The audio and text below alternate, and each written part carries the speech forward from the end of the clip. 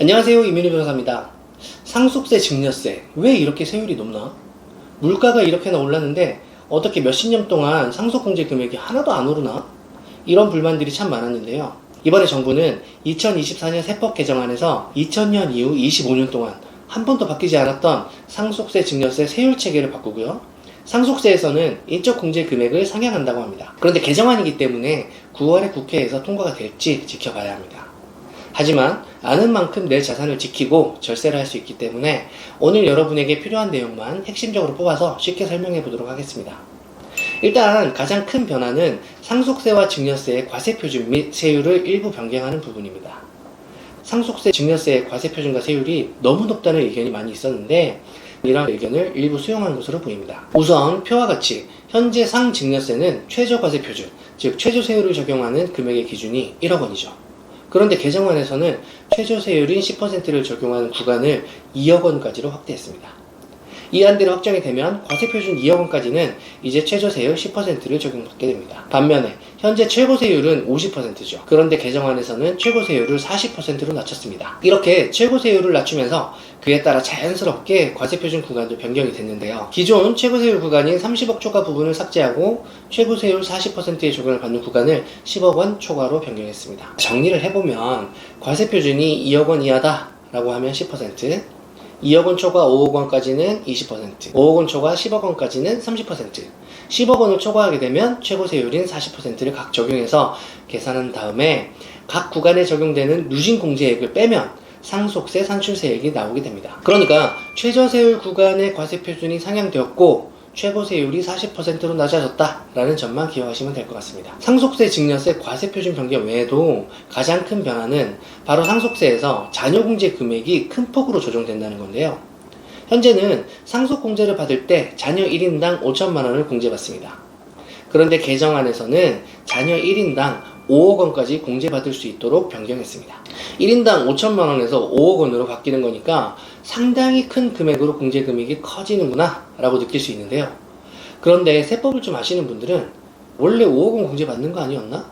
라고 생각하시는 분들이 있으실 겁니다. 상속세 공제를 받을 때 일괄 공제로 5억 원을 받기 때문에 그렇게 생각하시는 것 같은데요. 상속 공제에는 기초공제, 배우자 공제, 그 밖에 인적 공제 등 공제 사항들이 있습니다. 상속세 과세가액에서 상속 공제를 한 금액이 실제로 상속세를 부과하는 상속세 과세표준이 됩니다. 그런데 상속 공제를 할 때 기초 공제는 2억 원, 배우자 공제는 5억 원에서 30억 원 범위에서 공제를 받을 수 있는데요. 그 밖에 인적 공제에 자녀 공제 항목이 포함되어 있고 현재는 이 자녀 공제가 1인당 5천만 원으로 규정이 되어 있잖아요.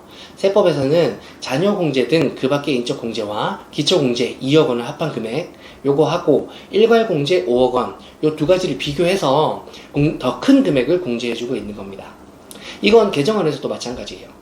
예를 들어 자녀가 2명이라면 1인당 5천만 원씩 자녀 공제가 되니까 1억 원이 되고 기초 공제 2억 원 이 두 가지를 합한 금액 3억 원이죠. 일괄 공제는 5억 원이니까 더 큰 금액인 일괄 공제 5억 원을 적용해서 상속세 과세 표준을 계산하게 됩니다.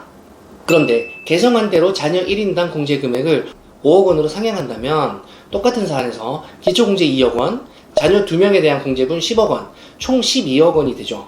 일괄 공제 5억 원보다는 크게 되는 거니까 더 큰 금액인 12억 원을 공제받게 되는 겁니다. 그래서 이 개정안대로 시행이 된다고 한다면 자녀를 많이 둔 분들은 자녀 공제를 많이 받게 되니까 적용되는 과세 표준이 줄어들고 그에 따라 적용되는 세율도 함께 줄어들겠죠. 그래서 상속인들의 상속세 부담도 완화될 것으로 예상됩니다. 그런데 여기서 주의하셔야 할 것이 있습니다.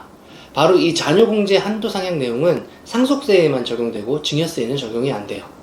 앞에 표로 살펴본 과세표준과 세율 변경 내용은 상속세, 증여세 둘 다에 적용이 되지만 자녀 공제 한도 내용은 증여에는 적용되지 않습니다. 증여는 부모님이 살아계실 때 재산을 이전받는 거고 상속은 부모님이 돌아가신 다음에 재산을 이전받는 거니까 이 자녀 공제 한도는 부모님이 살아계실 때 자녀에게 주는 재산에 적용되지 않는다는 점 기억하시길 바랍니다. 또 이 개정안을 보고 여러분에게 말씀드리고 싶은 내용은 증여재산 공제를 받을 때 적용되는 친족의 범위가 줄어든다는 건데요.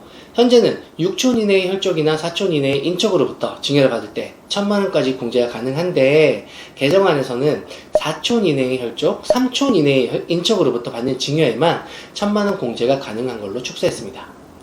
이 밖에도 기업 상속과 승계 제도를 개선하기 위해서 최대 주주 등 보유 주식 할증 평가 폐지 내용과 기업 상속 공제 대상을 확대한다는 내용도 개정안에 들어가 있습니다. 다시 한번 말씀드리지만 이 개정안대로 국회에서 통과가 되어야 내년부터 적용받는 세율이나 공제 한도가 달라지는 겁니다. 세금 문제는 워낙 개인별로 처한 재산의 크기나 배우자의 유무, 자녀의 유무 등 여러 조건들이 다 다르죠. 그래서 절세를 어떻게 할 수 있는지는 각 항목들을 다 따져봐야지만 실제로 내 주머니에서 세금이 얼마나 나갈지 정확히 계산이 됩니다. 그래서 뭔가 헷갈린다 라고 생각하시면 그 분야를 잘 아는 전문가에게 먼저 상담을 받고 신고하시길 권해드리고요.